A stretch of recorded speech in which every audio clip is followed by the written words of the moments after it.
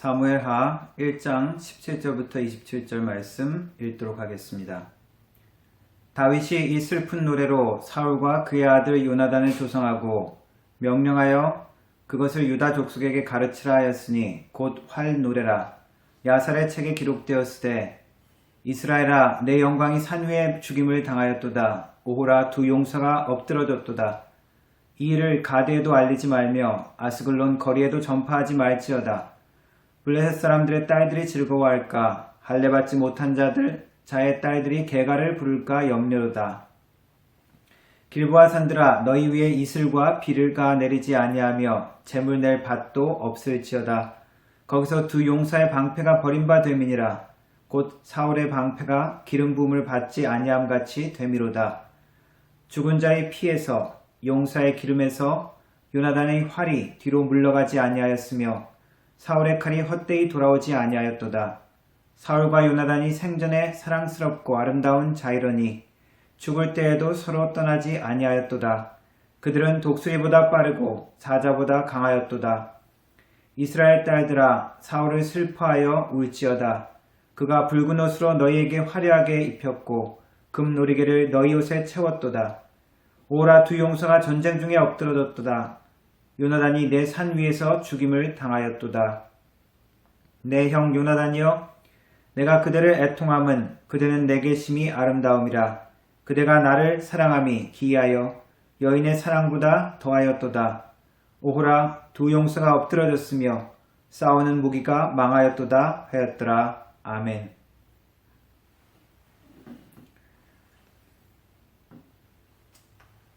사무엘상을 마지막으로 악당 사울의 최후는 끝납니다. 그리고 비참하고 고통스러운 죽음으로 사울은 그 마지막을 맞이합니다. 사울은 화살을 맞아 중상을 입고 칼에 엎드려서 자결을 하게 됩니다. 그러나 사무엘 1장의 기록을 보면 아직 죽지 않아 괴로워하고 있을 때 마침 지나가던 아말렉 청년에게 발견되고 그 아말렉 청년에게 죽여달라고 하는 장면이 나옵니다. 그 청년은 사울 왕이 오래 살지 못할 것을 알아차리고 사울 왕을 죽이고 그 왕관과 팔찌를 가져다가 다윗 왕에게 갖다 바칩니다. 사울 왕이 죽었으니까 좋아할 것 같고 그 왕관과 팔찌를 가져와서 좋아할 것 같았지만 다윗 왕은 오히려 이스라엘의 패배와 사울 왕의 사망 소식을 듣고 슬퍼하고 애통해합니다. 그리고 이 사울 왕을 죽인 이 아말렉 청년을 사형시킵니다. 그리고 애가를 지어 부르죠.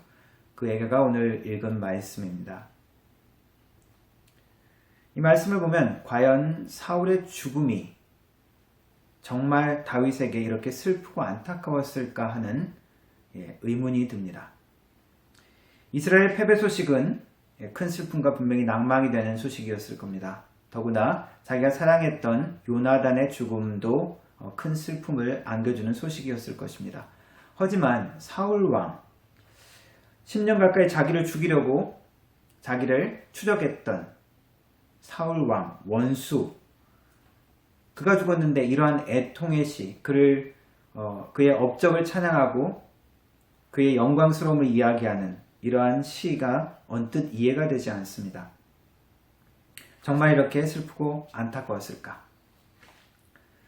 국가의 재난이나 어떤 사고가 일어나면 정치 지도자들이 방문해서 위로하거나 애도하기도 하죠.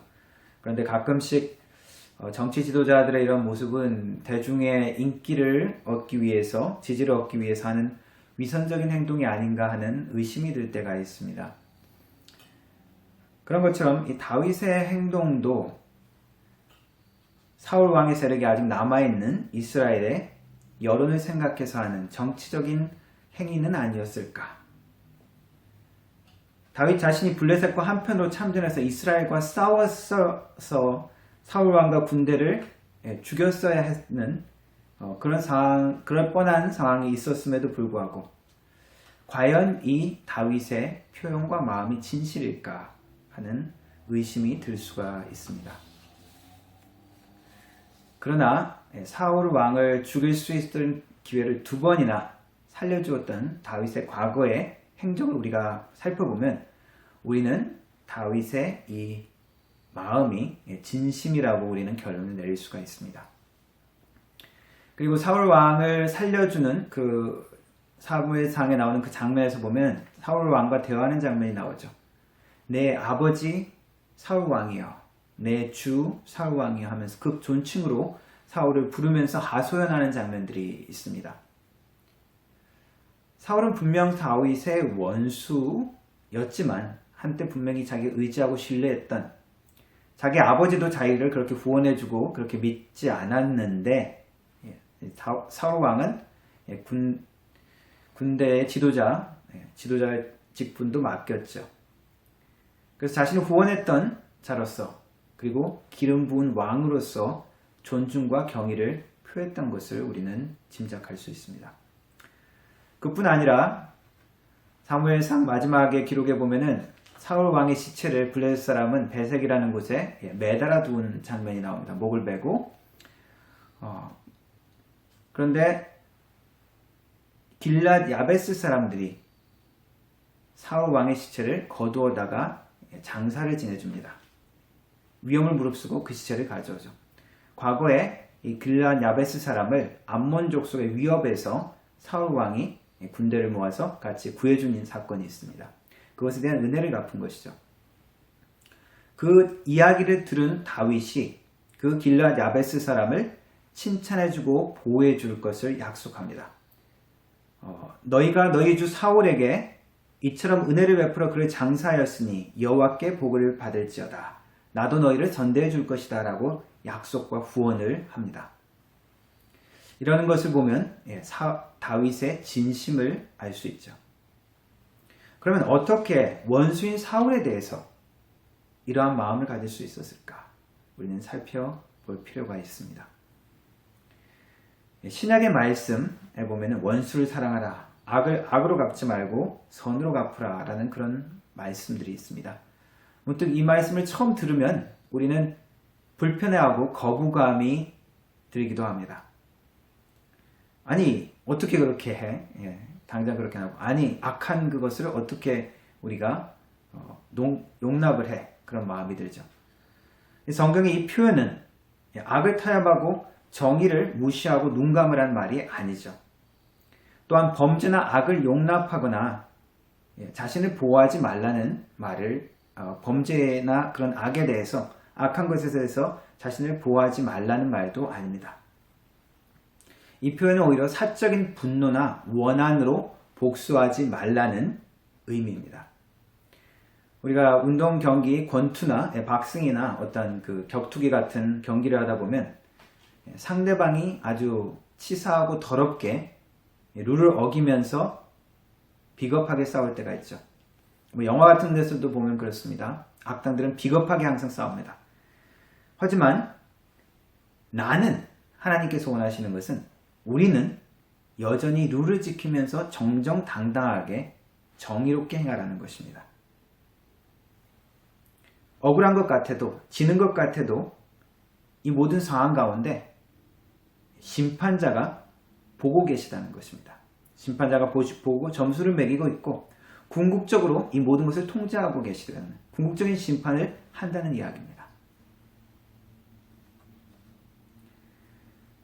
그래서 공의로운 판단을 믿고 하나님의 개입, 그리고 심판자의 개입이 있기 전에 내가 그것을 나서지 말라는 것이죠.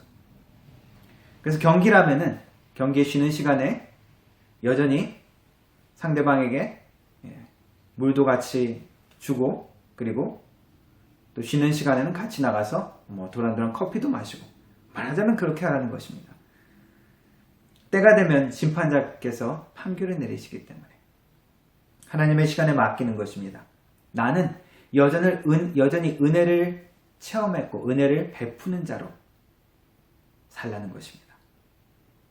아무 심판자가 없이, 아무 룰도 없이 그렇게 사는 것이 아니라 심판자의 존재를 믿고 공평하고 정의로운 심판자를 신뢰하는 삶으로 살아가라는 것입니다. 다윗은 공의로운 심판자를 신뢰했기 때문에 그렇게 할 수 있었습니다. 시편 6편의 다윗의 시의 표현입니다. 여호와께서 내 간구를 들으셨으며 여호와께서 내 기도를 받으시리로다. 내 모든 원수들이 부끄러움을 당하고 심히 떨미어 갑자기 부끄러워 물러가리로다. 하나님의 공의로운 심판을 늘 신뢰하고 있는 다윗의 모습입니다.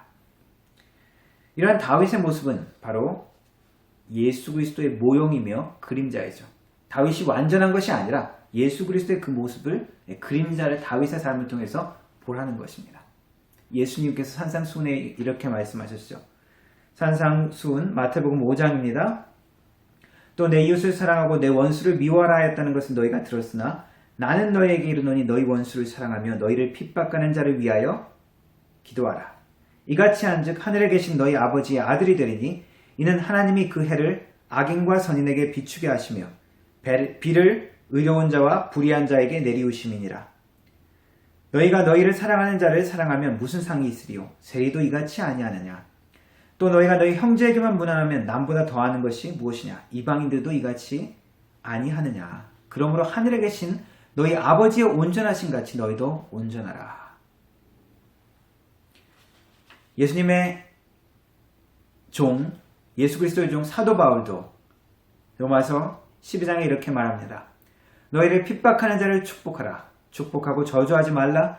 즐거워하는 자들로 함께 즐거워하고 우는 자들로 함께 울라. 서로 마음을 같이하며 높은 데에 마음을 두지 말고 도리어 낮은 데 처하며 스스로 지혜 있는 채 말라. 아무에게도 악으로 악을 갚지 말고 모든 사람 앞에서 선한 일을 도모하라. 할 수 있거든 너희로서는 모든 사람으로 더불어 평화하라. 내 사랑하는 자들아, 너희가 친히 원수를 갚지 말고 진노하심에 맡기라. 기록되었을 때 원수 갚는 것이 내게 있으니 내가 갚으리라 하고 주께서 말씀하시느니라. 내 원수가 줄이거든 먹이고 목마르거든 마시우라. 그리함으로 내가 숯불을 그 머리에 쌓아 놓으리라. 악에게 지지 말고 선으로 악을 이기라. 다윗은 이 예수님의 마음을 그 삶을 통해서 표현한 것입니다. 바로 공의로운 심판자에게 모든 것을 맡기는 그의 삶이었습니다.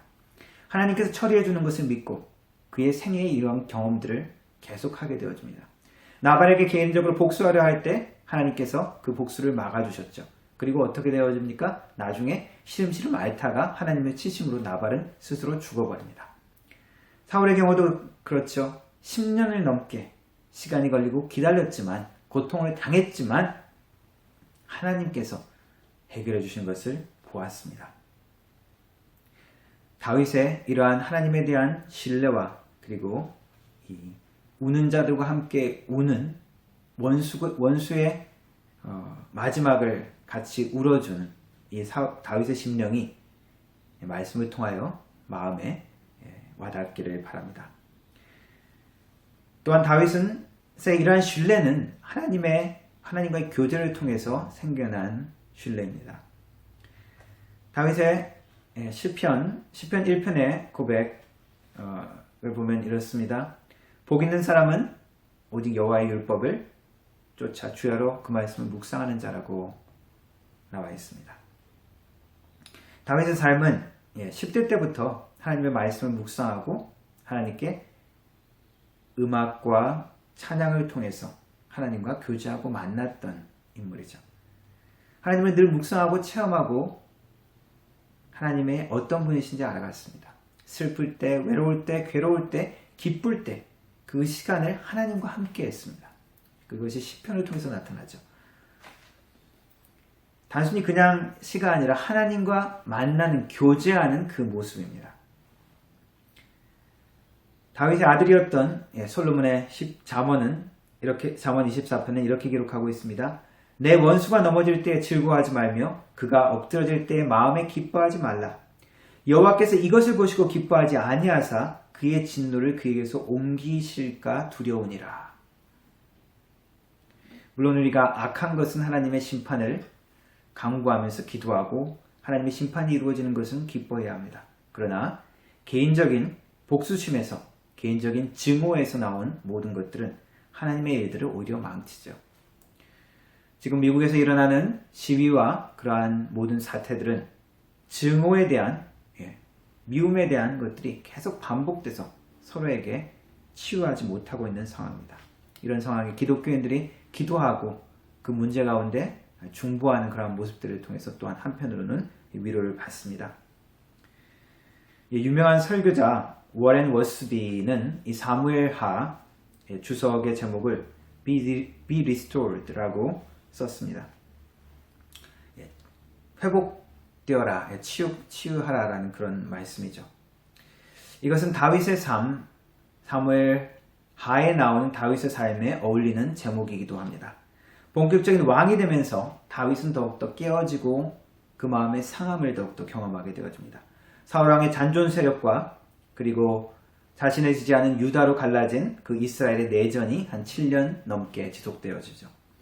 그리고 나중에 통합 이스라엘 왕이 된 이후에 밧세바를 취함으로 무너져버린 자신의 정결함, 하나님 앞에 대한 신실함, 그 문제를 보게 되어집니다. 자신의 그 깨어지는 모습, 상한 모습을 통하여 또한 사랑하는 아들 압살롬의 반란을 통해서 이스라엘은 또 한 번의 내전의 그러한 소용돌이에 휘말리게 되는 상황을 겪게 되죠. 다윗의 이 삶 그리고 그 가슴이 참으로 썩어 문드러지지 않았을까 그런 생각들이 듭니다. 이러면서도 이런 이야기들을 쭉 다 이해하면서도 난 다윗처럼 살고 싶어, 다윗과 같은 하나님의 마음에 합한 자가 되고 싶어, 이런 말이 쉽게 나올까? 이런 아픔과 고통을 겪으면서, 이러한 곤란을 겪으면서, 이러한 깨어짐을 겪으면서 왕위의 자리에 그렇게 있고 싶을까? 저한테 묻는다면 저는 아니로소이다라고 대답할 것입니다. 그러나 이번 설교의 주제를 상함을 통한 치유라고 적었는데, 상처받은 치유자라는 제목의 책이 있습니다. 헨리 나우엔이라는 분인데, 그분의 이 책이나 그분의 묵상 내용처럼 예수님의 모습 자체가 상처받은 치유자였고, 이 세상의 모든 상처 가운데, 그리고 우리 자신의 상처 가운데서도 하나님의 치유자로 살기를 원하는 것이 모든 기독인들에게 원하는 하나님의 계획이라고 가르쳐주고 있습니다. 그래서 이번 사무엘하의 주제를 상함을 통한 치유라고 잡았습니다. 금세기에 가장 치열했던, 사상자를 많이 냈던 전투가 1차 세계대전입니다. 그 전투 중에서도 쏨 전투라는 전투가 캐네디언 군대도 많이 참여했던 전투가 있었습니다. 첫날 전투에만 영국군 사상자가 58,000명이 나온 아주 치열하고 피비린내 나는 그러한 전투였습니다.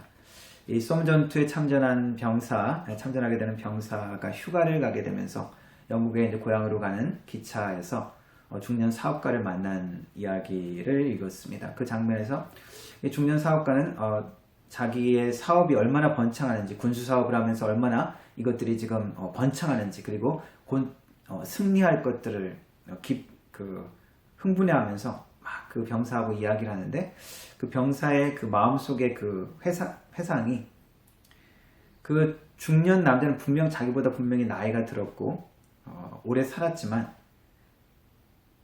그 중년 그 사업가가 훨씬 나이가 어린, 아주 철이 덜 들은 것 같은 그런 느낌을 받았다는 것이죠. 전장의 비참함과 그 잔인함, 인간 생명의 보잘것없음을 경험한, 그리고 사람의 생명이 얼마나 보잘것없게 처절하게 되었는지 그것을 체험하고 만져본 이 젊은 병사는 그 중년 사업가가 어린 나이처럼 보였을 것입니다. 아픔을 겪고 깨어짐을 경험한 사람은 그것을 경험하지 못한 사람들과 다른 것을 보고 느끼게 되어집니다. 인간의 참된 가치가 무엇인지, 과연 나는 어떠한 존재인지, 삶의 진정한 의미가 무엇인지, 어떤 가치를 위해서 정말 살아야 하는지, 그것을 생각하고 고민하고 보게 된다는 것이죠. 그래서 더 참된 것, 그리고 더 영원하고 더 완전한 것을 소망하게 된다는 것입니다. 하나님의 사람에게도 동일한 것을 원하십니다. 의인은 고난이 많으나 여호와께서 그의 모든 고난에서 건지시는도다. 시편의 고백입니다. 예수님께서도 제자들에게 세상이 너희를 미워할 것이다 라고 말씀하셨고, 사도 바울도 경건하게 살고자 하는 자들에게는 박해가 있을 것이다 라고 말씀했습니다. 우리에게 그러한 고난이, 그러한 핍박이, 그러한 도전이 잘 느껴지지 않는다면 이것은 우리가 하나님이 원하시는 그 방향대로 나아가지 않고 있기 때문일 수도 있습니다. 베풀고 나누지 않으려고 하기 때문일 수 있습니다. 내가 아까워서 내가 손해보지 않으려고 베품과 나눔을 통해서 하나님의 풍성함을 경험할 수 있는 것을, 그 손길을 나는 베풀지 않고 있을 수 있습니다.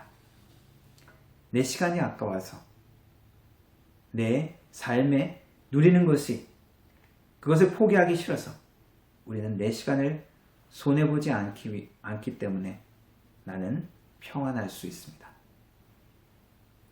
내가 공동체에 헌신하지 않기 때문에, 공동체를 위해서 내가 나의 헌금을 드리고 11조를 드리고 그리고 공동체의 사역에 헌신하지 않기 때문에 나는 고통스럽지 않고 도전이 없을 수가 있습니다. 내가 정직하게 살지 않기 때문에 불편하지 않을 수 있습니다. 정직하게 살려면 세금도 더 내야 되고 책임도 더 져야 되고 내가 잘못한 그 모든 것들에 대한 비난도 온전히 다 내가 감수해야 되죠. 세상은 협조하지 않을 것입니다. 때로는 우리 가족도, 남편도 아내도 자녀들도 협조하지 않을 것입니다. 우리 부모도 협조하지 않을 수도 있습니다. 그러나 하나님이 원하시는 것은 여전히 이 모든 과정 가운데서도 하나님을 신뢰하면서 하나님께 함께 나아가기를 원하십니다. 원수의 그 모든 모습들을 통하여서도 내가 애통하는 마음으로 함께 슬퍼하는 그러한 넉넉한 마음과 하나님의 은혜를 체험하는 사람으로 우리가 살아가기를 원하십니다. 우리가 말로 표현하기는 쉽습니다. 여전히 과정은 우리를 쓰라리게 하고 우리를 외롭게 하고 버림당하게 하고 썩어 문드러지게 우리의 가슴이 아픔을 경험합니다. 그리고 많은 시간을, 인내를 통과해야 하고 많은 기다림과 눈물을 쏟아야 할 수도 있습니다. 그러나 하나님은 다른 방법으로 우리를 이끄시지 않습니다. 힘들지만, 고통스럽지만, 상함을 경험하지만 그것을 통하여, 내가 상함을 경험하지만 그것을 통하여서도 하나님의 치유하심이 나타나기를 원하십니다. 하나님의 다루심과 하나님의 방법이 우리는 싫어서 거부하려고 하죠. 우리는 고통이 싫기 때문입니다. 하나님은 왜 내 기도에 응답을 하지 않으시는지, 저 원수는 왜 저렇게 형통하는지, 하나님께 더욱더 하나님과 만남으로 이 질문에 대한 답을 하나님을 통해서 마음으로 받기를 원합니다.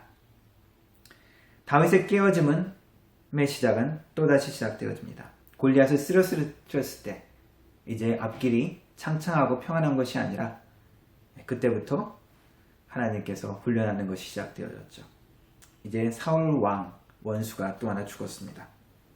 이제 또 다른 다윗의 깨어짐의 시작이 되어집니다. 세상은 늘 상처를 받습니다. 나만 상처받는 것이 아니죠. 그래서 하나님은 우리에게도 상처받지만 오히려 그 상처를 통해서 하나님의 치유하심을 전하는 예수님의 모습이 우리를 통해서 나타나기를 원하십니다. 그러한 상처받는 치유자의 모습으로 이 땅의 상함 가운데, 내 속의 상함 가운데 하나님의 회복함을 전하는 하나님의 사람으로 살기를 주님의 이름으로 축원합니다. 기도하겠습니다. 하나님 감사합니다. 다윗의 삶을 통하여, 하나님의 말씀을 통하여 우리가 상함을 당하고 우리가 억울한 순간을 당하지만, 그러나 그러한 원수 같은 모든 상황들을 통하여서도 우리가 하나님의 은혜를 전하는 자로, 원수의 상함을 통하여서도 함께 우는 자로 불러주시니 감사합니다. 하나님, 주님께서 부르신 이 사명 가운데 영광스러운 그러한 삶을 살 수 있도록 도와주시고 하나님 인내하며 주님과 함께 승리하는 삶을 살 수 있도록 도와주시옵소서. 그래서 하나님의 자녀로서 하나님 감사하고 기뻐하며 명예로운 자로 살아갈 수 있도록 도와주옵소서.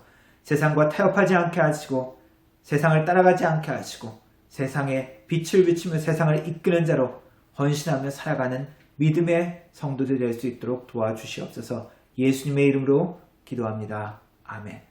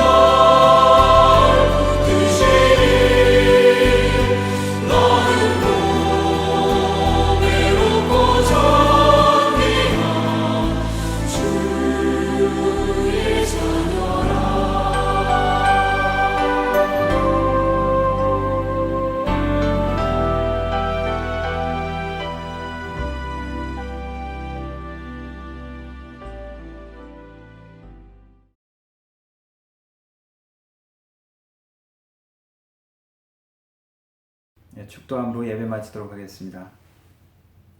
지금은 우리 주 예수 그리스도의 은혜와 성부 하나님의 놀라우신 사랑과 성령 하나님의 위로 교통 충만하신 은사가 하나님을 신뢰함으로 하나님께 우리의 삶을 맡기는, 그리고 하나님과 만남으로 그 신뢰가 더욱더 자라나는 하나님의 사람이 되기를 다짐하는 우리 모든 성도들 머리 위에, 그 가정과 직장과 일터 위에, 교회 위에 영원 무궁토록 함께 하실지어다. 아멘.